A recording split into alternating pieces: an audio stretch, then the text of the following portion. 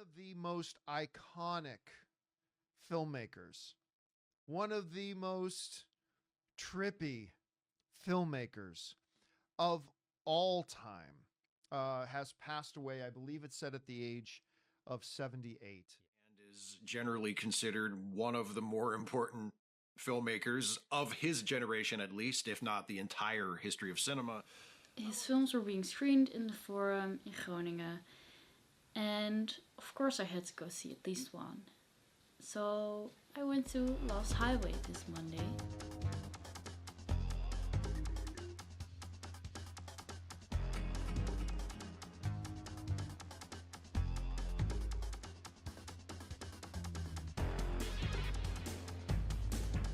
The only David Lynch film I saw prior to this one was Mulholland Drive. So I based all of my expectations for Lost Highway on that, which were a neo-noir. Get out of the car. Some sort of dream state and confusing narrative where both us and the character are not sure what's reality and what's a dream, and some erotic undertones to the film. Well, all of my expectations were met. It was everything I thought it would be, and then 10 times more confusing. A very strange day. Getting stranger. But precisely because of this highly subjective experience that Lynch creates for the viewer while watching Lost Highway, I would say that he uses the medium of film in its most quintessential form. To me, this is perfectly illustrated by something one of the main characters says, kind of in the beginning of the film. I like to remember things my own way. How I remembered them. Not necessarily the way they happened. So, considering this was said in his aversion to video or surveillance cameras, Lynch kind of holds up this promise that he can never stick to.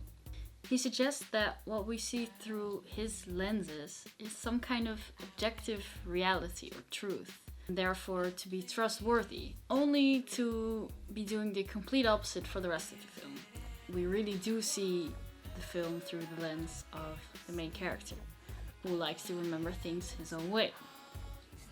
Tell me, what happened to me?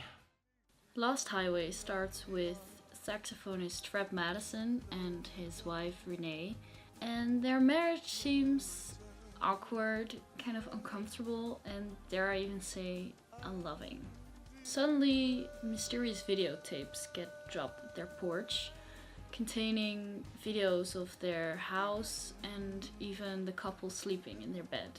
This is followed by an array of paranoia, jealousy, mysterious figures, smoke, and eventually lead to Fred killing Renee and going to jail for it. I could go on and explain what happened after, but that's not the purpose of this review. If you want an elaborate analysis of the film, there are plenty of people on the internet who have already done that.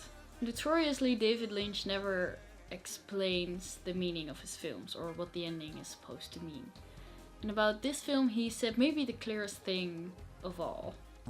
Yeah, duality, yeah. Yeah.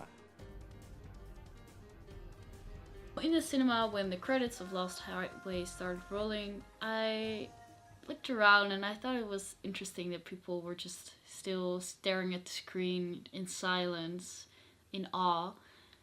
And then after, everyone tried to make sense of what they just saw. And my friend suggested that the plot was some sort of time loop, with it going back and forth the time.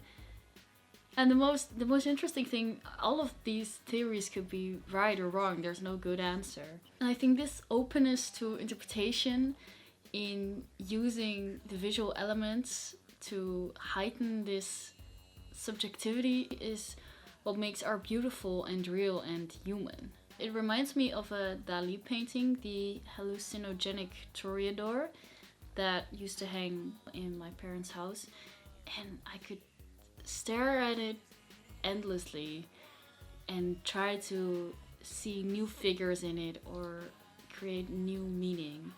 And it was never about the formal aesthetics of the painting, but what intrigued me about it is the since that it's open, everyone can see something different in it.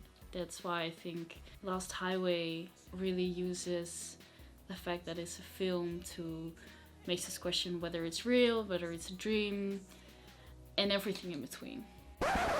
Hello, it's me from the future.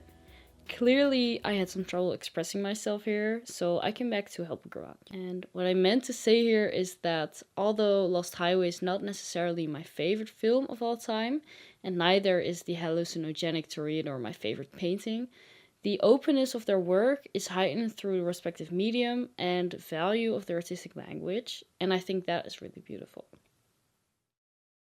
That's all for now, and if you want to see what classic I review next, go to my channel. Bye! Captain, this is some spooky shit we got here.